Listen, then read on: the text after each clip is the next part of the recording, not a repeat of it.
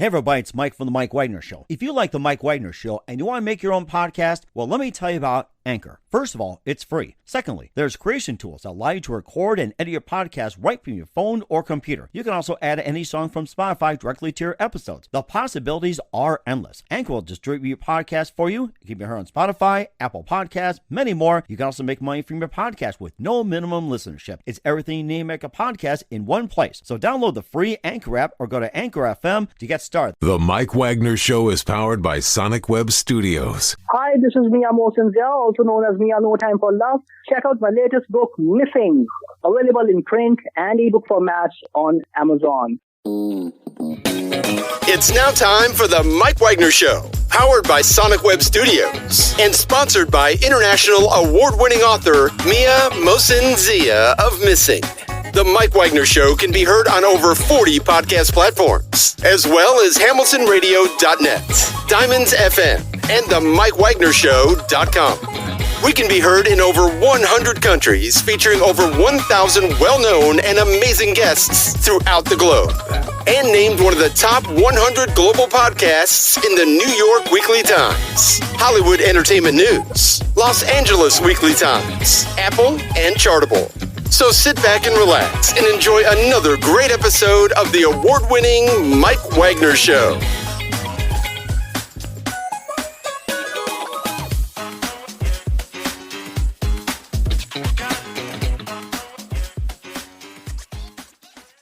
Hey everybody, it's Mike from The Mike Wagner Show, powered by Sonic Web Studios. Visit online at sonicwebstudios.com for all your needs. Looking at a professional website without breaking your budget, Sonic Web Studios is the answer. Sonic Web Studios offers fast, affordable custom web designs that blow the competition away. Call today, 1-800-303-3960. That's 1-800-303-3960. Or email to support@sonicwebstudios.com. Mention the Mike Wagner Show, get 20% off your first project. Sonic Web Studios, take your image to the next level. Also, time to give official shout out to our official sponsor of the Mike Wagner Show, international warring author Mia Mosensia. If you love fast-paced mysteries, you'll love Missing by Mia Mosensia, available on Amazon in paperback and ebook.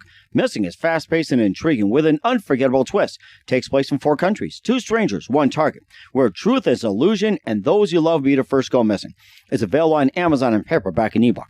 Missing by Mia Mosensia has garnered great reviews, and Eve 11 endorsed by Howard celebrities, including Joanna Cassie, Forrest Riley, and many others. So grab your copy today for Goes Missing by Mia Mosensia, available on Amazon.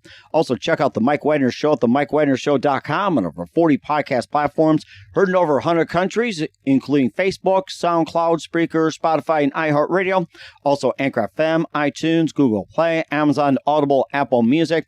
Also on HamiltonRadio.net, Diamonds FM, Oldies Radio, and a few other networks coming soon. Take The Mike Wagner Show with you on any mobile device. Subscribe to The Mike Wagner Show on the YouTube channel.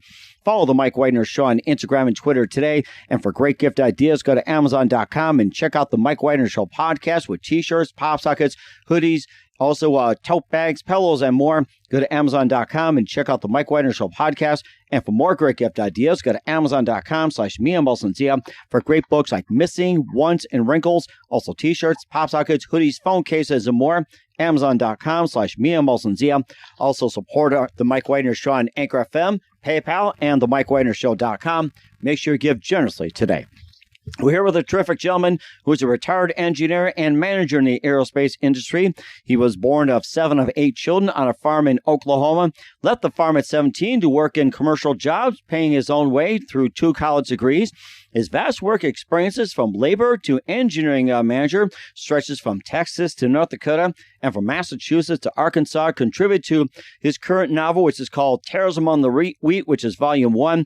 And, of course, the book reimagines the tales of his relatives' experiences during the late 19th, early 20th centuries from the perspective of the South Great Plains, including World War I, the influenza of 1918, the oil boom and bust, the Roaring Twenties, Prohibition, Dirty 30s, the Dust Bowl, and, of course, he's got a lot of great stories as well, too, and also an upcoming book which is called Death in Tomorrow's Shadows, which will pretty much just goes further into detail as well. And live, ladies and gentlemen, from the Plus Studios somewhere in beautiful Oklahoma, the multi-talented author of the book, Tares Among the Wheat, Volume 1, and upcoming Death in Tomorrow's Shadows.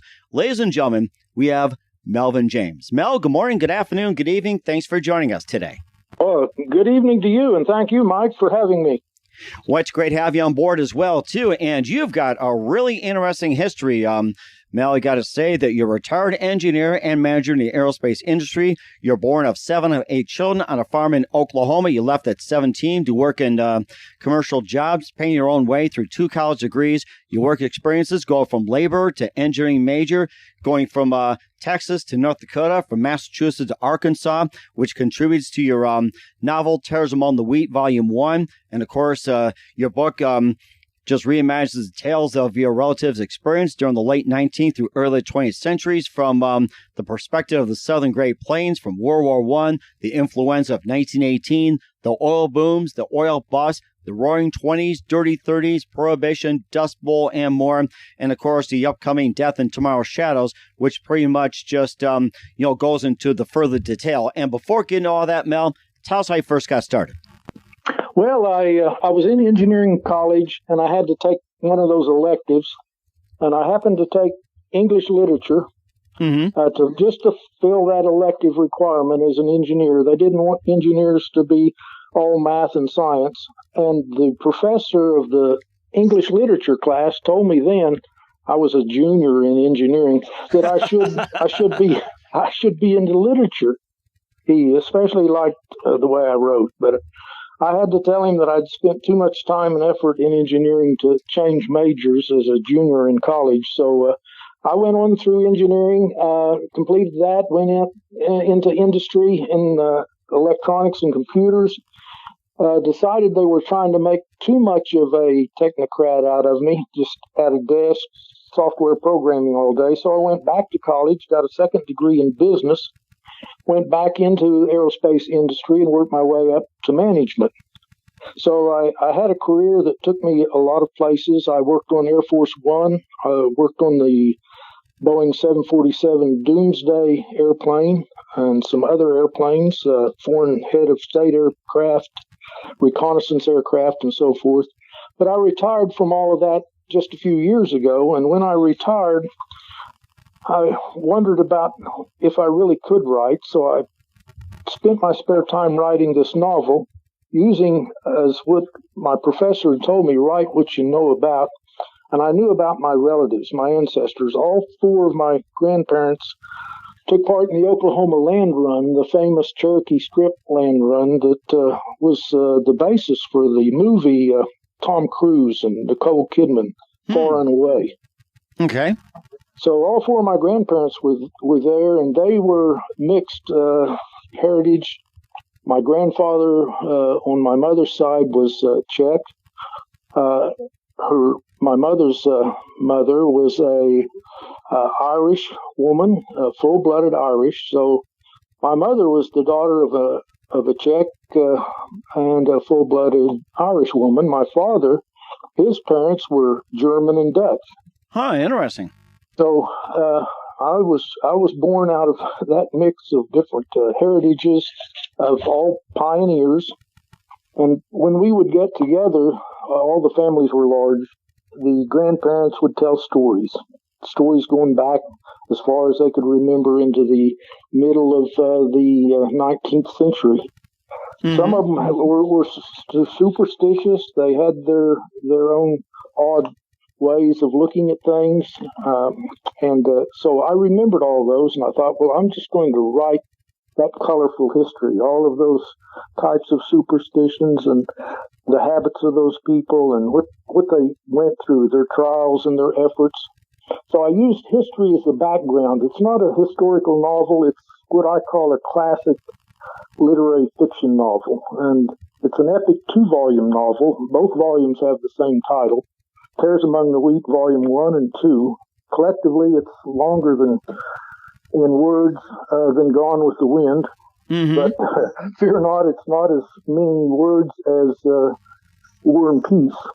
Mm-hmm. But it is an epic novel. It took a lot of words, and that was even after I'd kept the words back again and again, as my editor kept forcing me to do.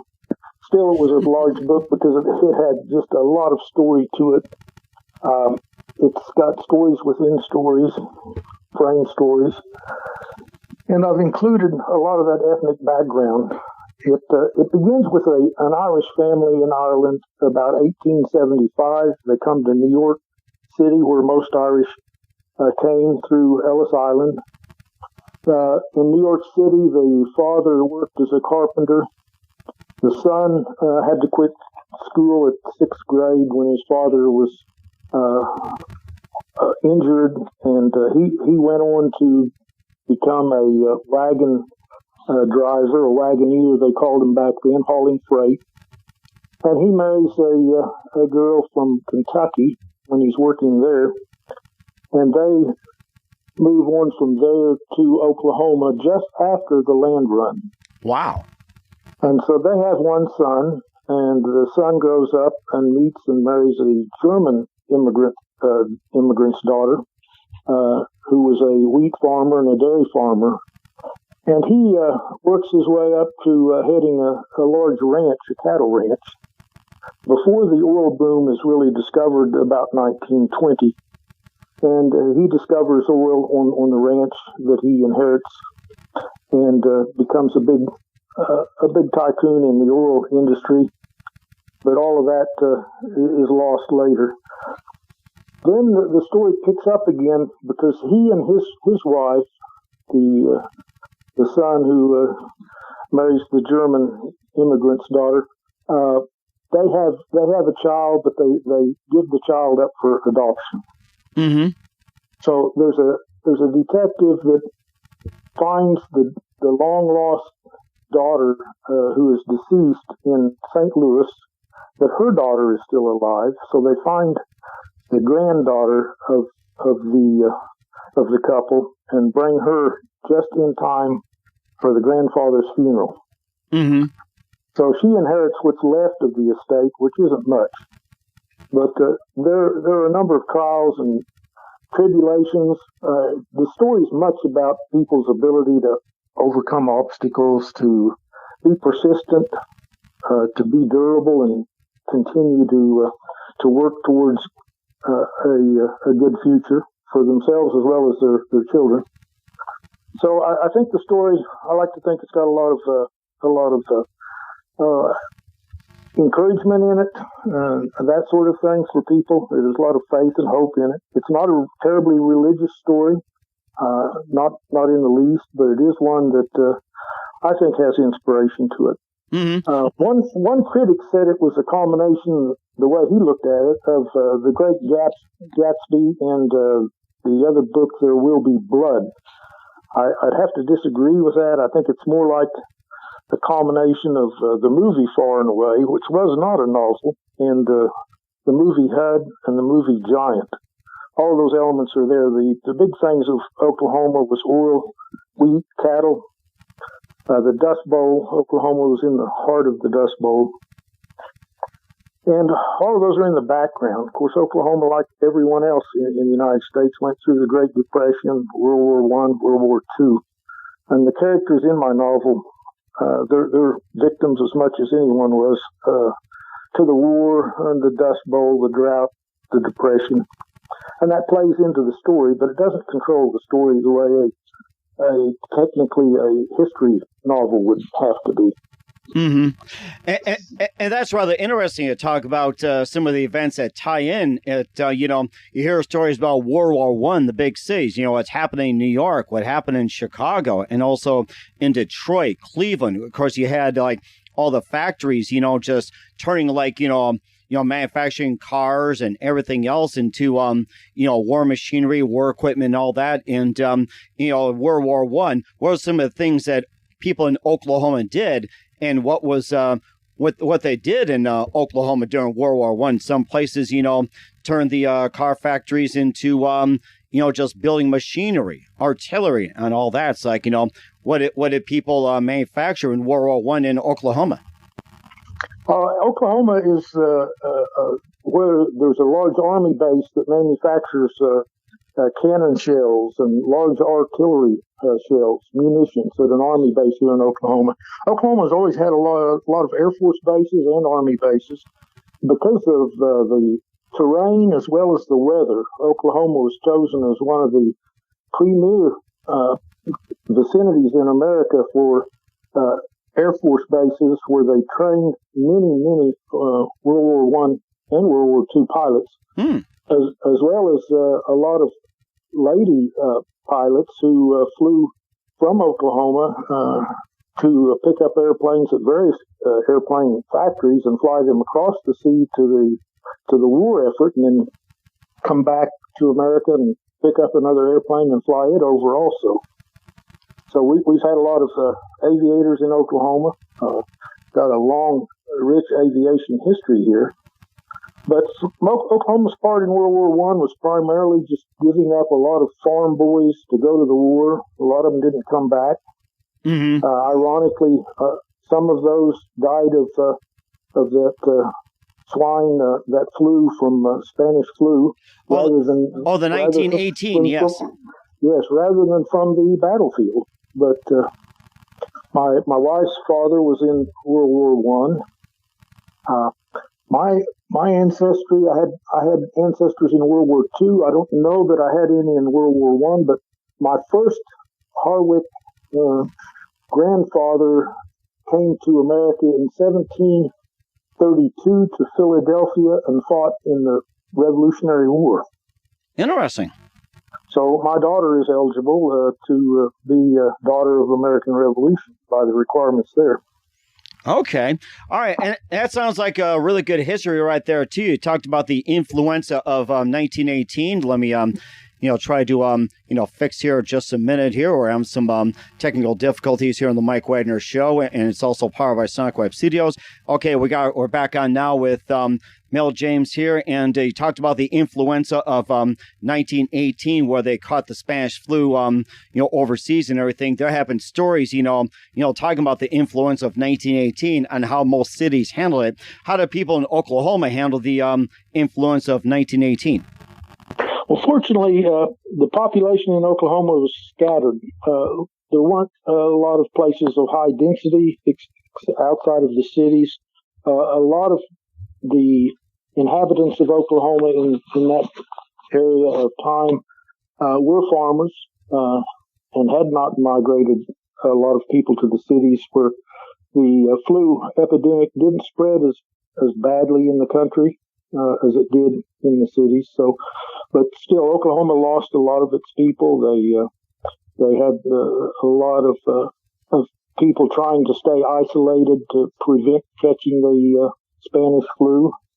Their soldiers came home from the war, and some of them had succumbed to the flu and survived. That flu was particularly dangerous for young adults, and oddly enough, there were a lot of young adults that contracted that flu and died from it. Mm-hmm. But Oklahoma was probably affected by that flu as much as the other wheat belt states: Kansas, Nebraska, North Dakota, South Dakota, Wyoming, agricultural states where people did not associate in large crowds that often anyway, and that helped them a lot, I think, to get through that. In my story, one of my main characters, his father, dies from the flu while he is fighting the war in Europe as a pilot, fighter pilot in World War I. He comes home to find that his father has died while he was overseas fighting the war. So that's one place where the 1918 flu epidemic fits into the storyline. Okay. All right. And plus, we'll also talk about, going from that over to the oil booms you talked about earlier, and the bust many of us are experiencing as well. Got the Roaring 20s, Dirty 30s, Prohibition, Dust Bowl, all tied into the story. You also had some adventures as well, too, going across country. That's also tied into Terrorism on the Reef with Mel James. But first, listen to the Mike Wagner Show at the MikeWagnerShow.com, powered by Sonic Web Studios. Visit online at SonicWebStudios.com for all your needs. Looking for a professional website without breaking your budget? Sonic Web Studios is the answer. Sonic Web Studios offers fast, affordable custom web designs at below the competition rate. Call today 1-800-303-3960. That's 1-800-303-3960, or email to support@SonicWebStudios.com. Mention the Mike Wagner Show, get 20% off your your first project. Sonic Web Studios, take your image to the next level. Also, time to give an official shout out to our official sponsor of the Mike Wagner Show, international award-winning author Mia Molson-Zia. If you love fast-paced mysteries, you'll love Missing by Mia Molson-Zia, available on Amazon in paperback and ebook. Missing is fast-paced and intriguing with an unforgettable twist. Takes place in 4 countries, 2 strangers, 1 target, where truth is an illusion and those you love will be the first to go missing. It's available on Amazon in paperback and ebook. Missing by Mia Molson-Zia has garnered great reviews and even endorsed by Howard celebrities, including Joanna Cassidy, Forrest Riley, and many others. So grab your copy today for Goes Missing by Mia Molson-Zia, available on Amazon. Also, check out The Mike Wagner Show at themikewagnershow.com and over 40 podcast platforms heard in over 100 countries, and also on hamiltonradio.net, Diamonds FM, Oldies Radio, and a few others. Take us with you on any mobile device. Subscribe to The Mike Wagner Show on the YouTube channel. Follow The Mike Wagner Show on Instagram and Twitter today and TikTok. For great gift ideas, go to Amazon.com and check out The Mike Wagner Show podcast. And for more great gift ideas, go to Amazon.com/Mia Molson-Zia for great books, merchandise, and more. I'll support The Mike Wagner Show on Anchor FM, PayPal, and TheMikeWagnerShow.com. Make sure you give generously today.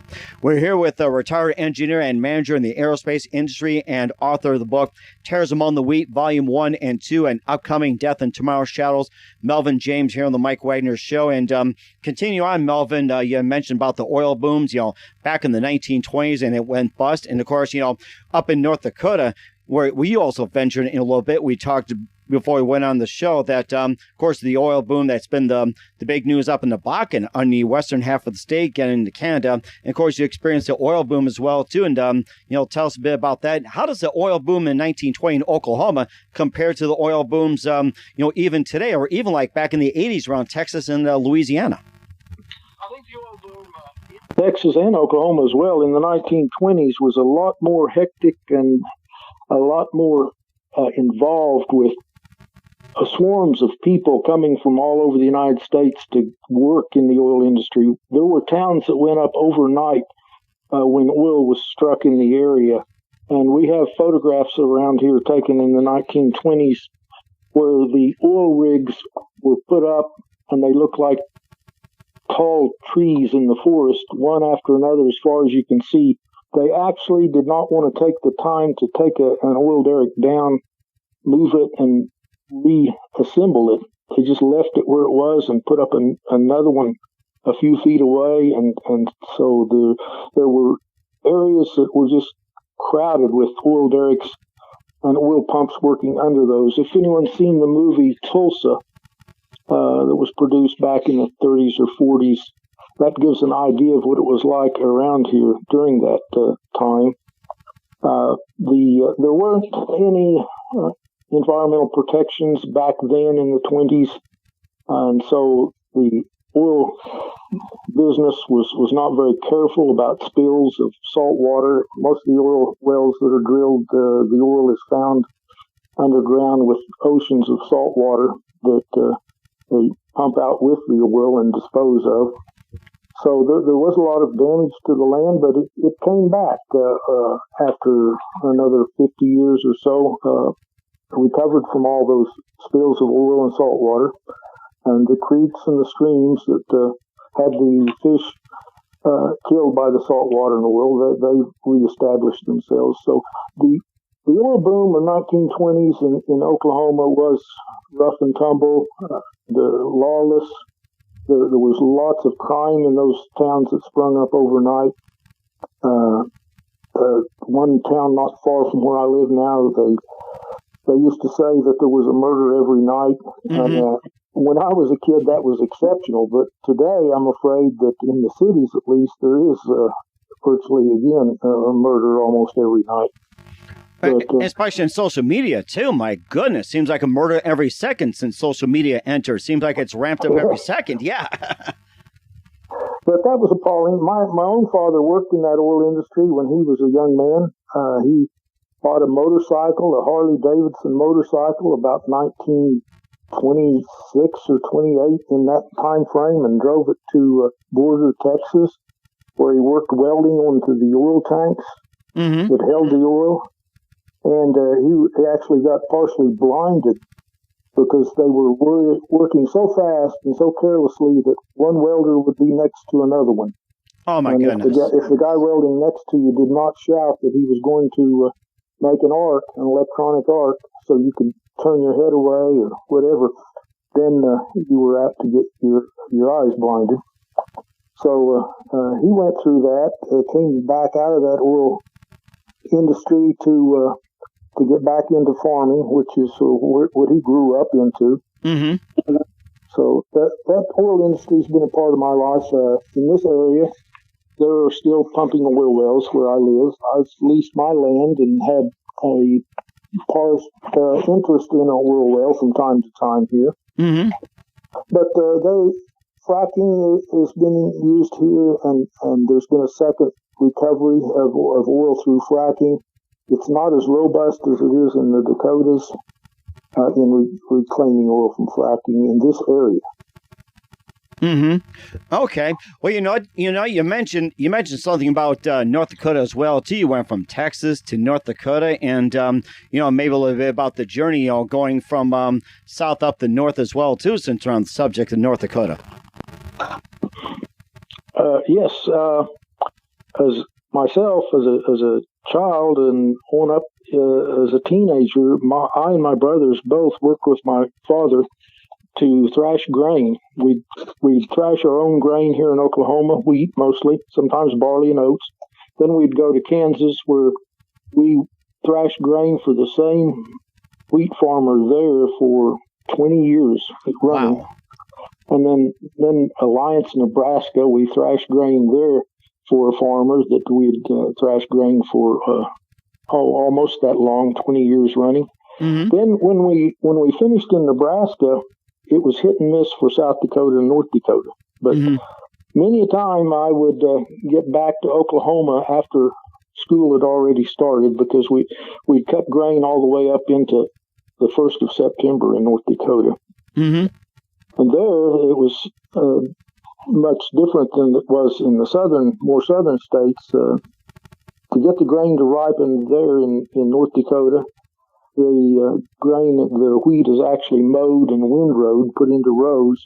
So the combines then pick up the windrows the way a hay baler would pick up rows of hay, rather than cut it with the sickle, because it has to be mowed and put into windrows so it will dry out enough to thrash it.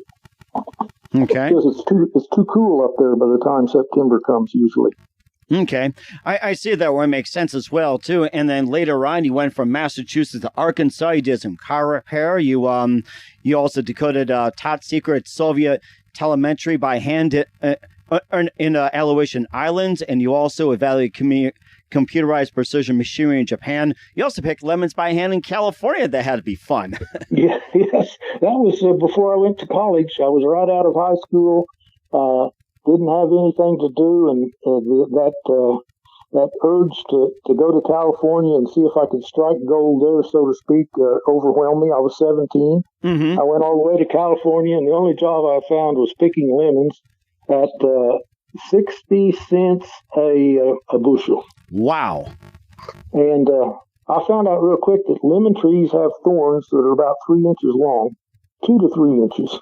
And it will tear your shirt up in 4 hours of work if you really try to pick lemons, as well as scratch up your arms. But that, I think, was a good incentive for me to come back home and work harder to get through college. Mm-hmm. But talking about decoding encrypted data, that gets into my next novel that I'm about halfway through with, Death in Tomorrow's Shadow. It takes place in a fictitious electronic surveillance base in Alaska, in the Arctic Circle, is where the murder takes place. And again, I'm going back to what my professor always told me: write what you know about. I spent a year there in the Arctic Circle working in electronics at a electronic surveillance base, where we actually intercepted every electronic signal from radar to very low frequencies and everything in between of all modulations, and used those to screen for intelligence that we could gather from those signals. So that story that I'm writing now is roughly based on that experience. but necessarily because a lot of that was sensitive information, sensitive data. I am writing fictitiously, writing with only that in the background, without much detail of that particular electronic surveillance work. Mm-hmm. And of course, that's come up in the second book, Death and Tomorrow's Shadows, as well, too. And Yes. and just to cover up some of the other errors as well, too, we'll touch base more with Mel James and more about Tares Among the Wheat, and also Death and Tomorrow's Shadows, and what's coming up for Arthur Mel James. You listen to The Mike Wagner Show at themikewagnershow.com, powered by Sonic Web Studios. Visit online at sonicwebstudios.com for all your needs. Also brought to you by our official sponsor, The Mike Wagner Show, international war-ring author Mia Molson-Zia Missing, available on Amazon in paperback and ebook. We'll be back with author Melvin James of Tares Among the Wheat, Volumes 1 and 2, and the upcoming Death and Tomorrow's Shadows after this time out. The Mike Wagner Show is powered by Sonic Web Studios. If you're looking to start or upgrade your online presence, visit www.sonicwebstudios.com for all of your online needs. Call 1-800-303-3960 or visit us online at www.sonicwebstudios.com to get started today. Mention The Mike Wagner Show and get 20% off your project. Sonic Web Studios. Take your image to the next level. Hey everybody, my name is Forbes Riley, and I'm an American actress and a TV host. And I was delighted when I got my copy of Missing, which is Extraordinary Relation of Ordinary People based on a real life relationship. It's well written. It's amazing. You know, it talks about a man who has lost his wife and his daughter, and it's very well done. I'm going to highly recommend that you go get your copy of Missing. It is a powerful, exciting read. Mr. Melvin James. He is the author of Missing. And I want to give a big shout out and a kiss all the way halfway around the world to my dear friend. Check him out at Mia's website. It's called www.miamotionzea.com. Missing, available on Amazon. Again, I'm Forbes Riley, and I will see you again soon. Bye-bye. Hey, this is Ray Powers, and boy, are you in luck. Right place, right time. Tuned in to The Mike Wagner Show. You heard me. We're back with author Melvin James of Tares Among the Wheat here on The Mike Wagner Show, and the upcoming novel Death and Tomorrow's Shadows. And, just to get, a couple of things as well, too, and going back a little bit to about Tares Among the Wheat and also the oil boom as well, is also tied into the Roaring '20s, also Dirty '30s, Prohibition, and the Dust Bowl. It seems to all combine together, especially in that story. And, of course, you hear about those like in the big cities, but Oklahoma, it's like, is it any different or maybe just a bit more varied? Well, definitely Oklahoma was the centerpiece for the Dust Bowl. And Oklahoma also had a very colorful history in the days of Prohibition, since Oklahoma was one of the very last states, not until the 1970s, 60s, wow, to allow hard liquor. They did allow beer, and for all the time from the 1930s clear up to 1960s, 35-year period, the only beer you could buy in Oklahoma was 3.2%. Oh, my goodness. And so during that time, there was a number of illegal stills, whiskey stills, and bootleggers who would run the whiskey from those stills. But there were also bootleggers that just drove to Kansas, bought whiskey, and brought it back to Oklahoma and resold it for a profit. It's kind of interesting. My father was a mechanic during the 30s and 40s. He did mechanic work for Chrysler Plymouth while the wheat was growing. Wheat farmers, they have to work really hard to plant the wheat, and then the wheat just grows all winter, and then they have to work hard to harvest the wheat and prepare the ground. But all winter, most of them have something else they do, and my father was no different. He was an automobile mechanic, and he was friends with a couple of fellows who were bootleggers who drove the cars to get whiskey here or there and then resell it. And the people that were the bootleggers were actually just family men, fathers who had big families that were hungry and needed fed. Mm-hmm. And they kind of had an honor to them. They wouldn't sell whiskey to youngsters, and they wouldn't sell bad whiskey. There was some stills that were making bad whiskey if they used lead in the solder of their pipes of the still, then the lead would get into the whiskey and cause a lot of health problems. Oh, my. But anyway, one of his friends, who was just an average guy making a living for his family, came to him and told him that the sheriff had almost caught him, and he wanted him to soup up his old car. And so, as a mechanic, he souped it up.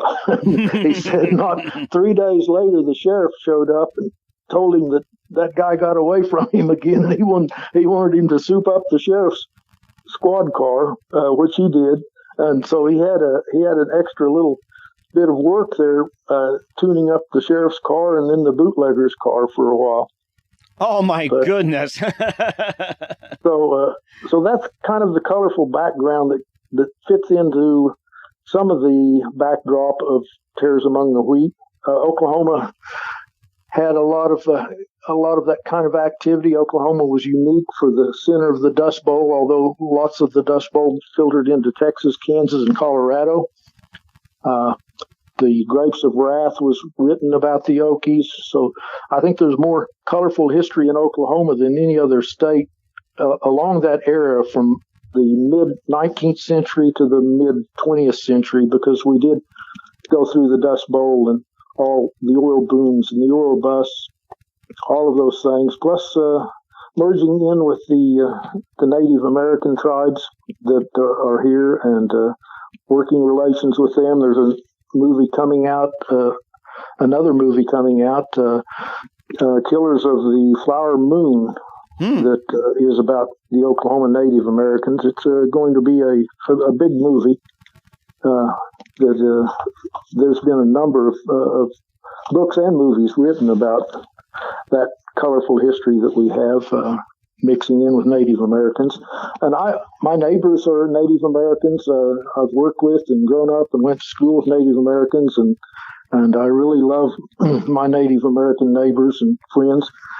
I've included in my novel some characters that are Native American and some legends that are Native American, and tried to write about those respectfully and with dignity, because our Native Americans are dignified and respectable and very hardworking and earnest, good citizens.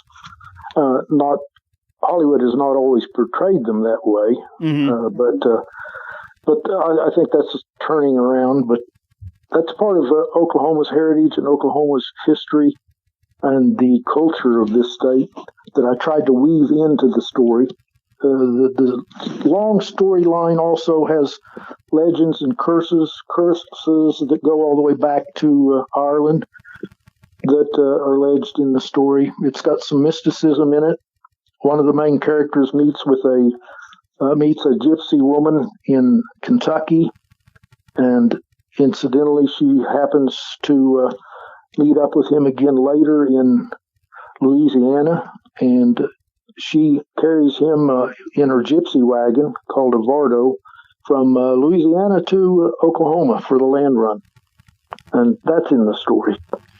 Wow, that is interesting. And I was going to get to that part. You have been to Ireland. You also been to Israel, Czech Republic, Canada, Japan, and Spain, Hungary, traveling overseas, tying those stories. And you also went to school. You also went to work. And, tell us a bit about the ventures as well, too. Oh, yes.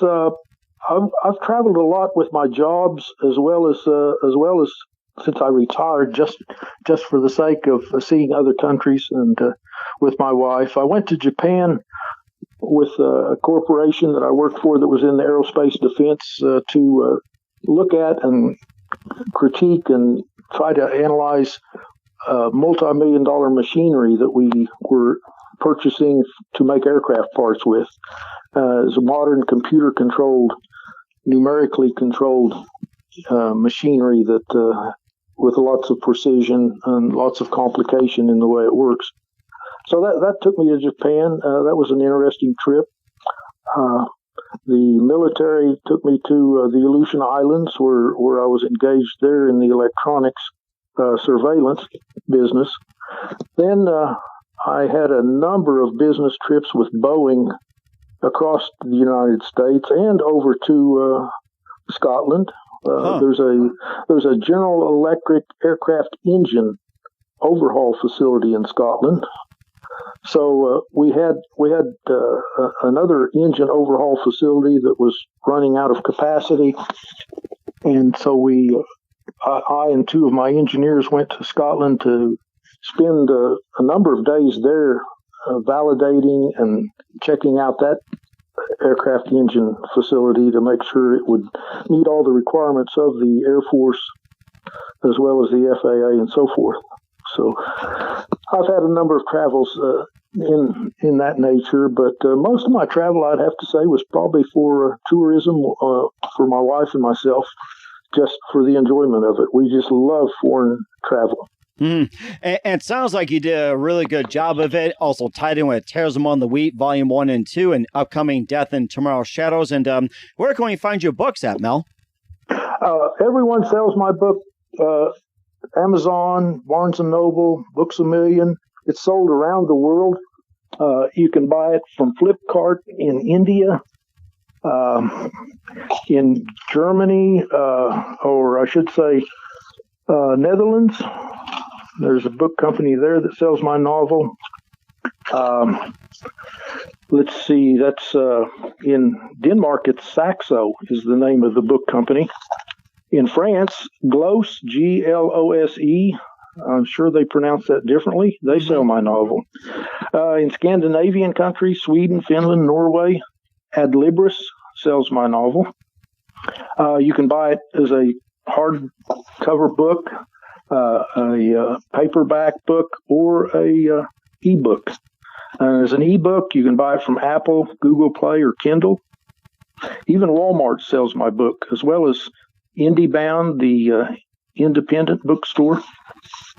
So about anywhere you look online, very few bookstores have it on the shelf, but you can get it from any bookstore online. Or if someone's not very adept at going online to buy things, I always tell my interested potential readers, just go to your local library. Your librarians are always pleased to help you order a book online.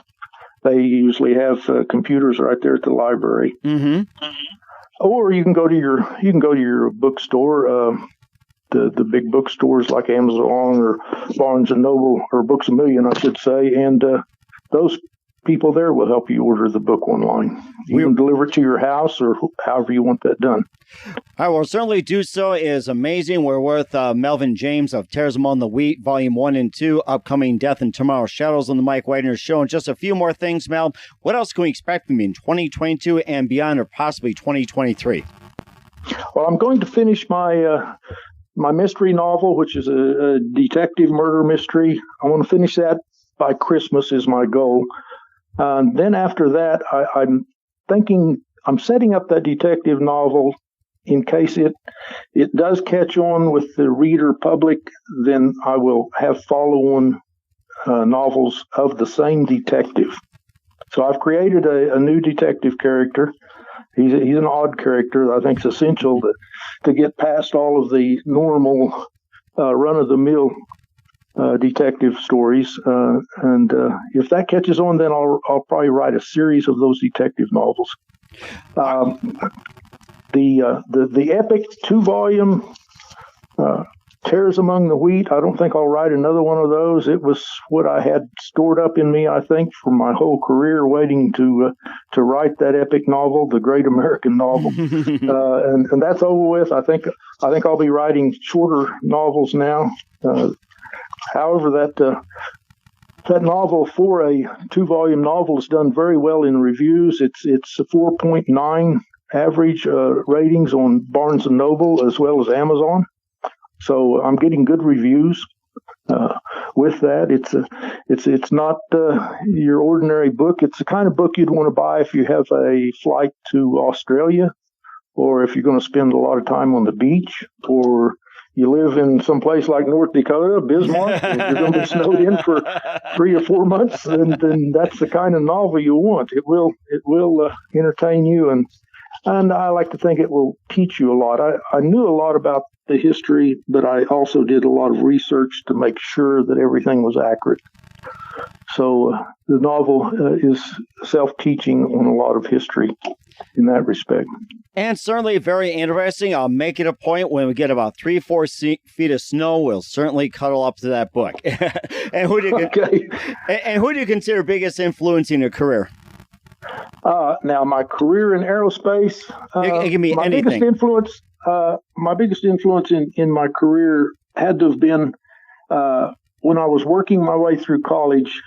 I could not maintain enough credit hours engagement at the same time I was working 40, 50 hours a week labor jobs. So I dropped one class, and it was during the height of the Vietnam War, and I got drafted very quickly. And I had already completed almost a year in pre-engineering classes, so I had some knowledge in me. They ran me through the battery of tests, and they pulled me out of the line from going to the jungles with a rifle, and said if I'd sign up for 4 years, they would give me some special training. And I signed up for that. So they taught me all the electronics. I went to school for 2.5 years out of a 4-year enlistment, including 8 months at the National Security Agency in Maryland. And they taught me lots about cryptographic decoding, electronic intelligence decoding, demultiplexing of signals. So that got me interested in electrical engineering, and the two of those got me interested into aerospace defense contracting. And so that affected my career more than anything. That is very interesting, and I love it. And what's the best advice you can give to anybody at this point? I would say if you've always had an urge to write, just go ahead and do it. Try it. Write what you know about. Don't worry about the grammar and the English and all of that. Some editor will find a person to review it. So just write the story. Use your own language. That's what gives, I think, stories interest. And let the grammarian figure out the English and all of that sort of thing. I had to argue with my grammarian a little bit because some of the bad language I used, and I'm not, when I say bad, I'm not talking about vulgar, I'm just talking about poor grammar, poor English, was necessary because it was part of the character. Mm-hmm. So if the grammarian, the person reviewing your book, editing it, is not too much into the story, they might just be looking at sentence structure without thinking about what the story's going on about. But my advice would be just that. Write what you know. Write it in your own words. Don't kill a lot of time worrying about sentence structure. A good editor will work through all of that. They're really looking for stories that have originality, that are genuine, that have color to them, that have character to them. And that's a very good point. And tell that grammarian to go live in Oklahoma for a while. Tell him that. That's a good point. Yeah, tell him what it's like. We're here with author Melvin James of Tares Among the Wheat, Volume 1 and 2, upcoming novel, Death in Tomorrow's Shadows on the Mike Wagner Show. Melvin, very big thank you for your time. You've been absolutely fantastic. Learned a lot from you. Looking forward to having you again soon. Just keep us up to date. Keep in touch. Love to have you back. Once again, tell us about your upcoming projects, what's your website, how do people contact you, or can people purchase or check out your books? Okay, I have a website, and it's fairly easy. And from that website, they can go to my Facebook page, Twitter. They can go to my book pages. They can go to my booksellers. And that website is HTTPS, and the S, I remind people, means it's a secure site, / and the important part, that's all you really need to put into your web browser, is www.h-melvin,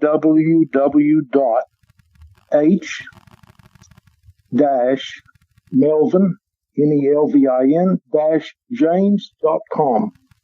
So it's h-melvin-james.com. All right, we'll certainly check that out. Once again, Mel, a very big thank you for your time. You've been absolutely amazing. Looking forward to having you again soon. Make sure you keep us up to date. Keep in touch. Love to have you back. We wish you all the best. And Mel, you've got a great future ahead of you. Thank you. I appreciate you, Mike. You have a good evening. The Mike Wagner Show is powered by Sonic Web Studios. If you're looking to start or upgrade your online presence, visit www.sonicwebstudios.com for all of your online needs. Call 1-800-303-3999 888-398-3960 or visit us online at www.sonicwebstudios.com to get started today. Mention the Mike Wagner Show and get 20% off your project. Sonic Web Studios. Take your image to the next level. Hey everybody, my name is Forbes Riley, and I'm an American actress and a TV host. And I was delighted when I got my copy of Missing, which is Extraordinary Relation of Ordinary People based on a real life relationship. It's well written. It's amazing. You know, it talks about a man who has lost his wife and his daughter, and it's very well done. I'm going to highly recommend that you go get your copy of Missing. It is a powerful, exciting read. Mr. Mian Moshe Zia. He is the author of Missing. And I want to give a big shout out and a kiss all the way halfway around the world to my dear friend. Check him out at Mia's website. It's called www.miamotionsea.com. Missing, available on Amazon. Again, I'm Forbes Riley, and I will see you again soon. Bye-bye.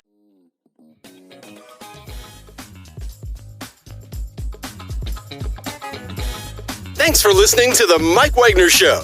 Brought to you by international award-winning author Mia Mohsen-Zia of Missing. And powered by Sonic Web Studios. Be sure to join us again on over 40 podcast platforms. And of course on the MikeWagnerShow.com, HamiltonRadio.net, and Diamonds FM. Don't forget to support our program with a generous donation at the MikeWagnerShow.com.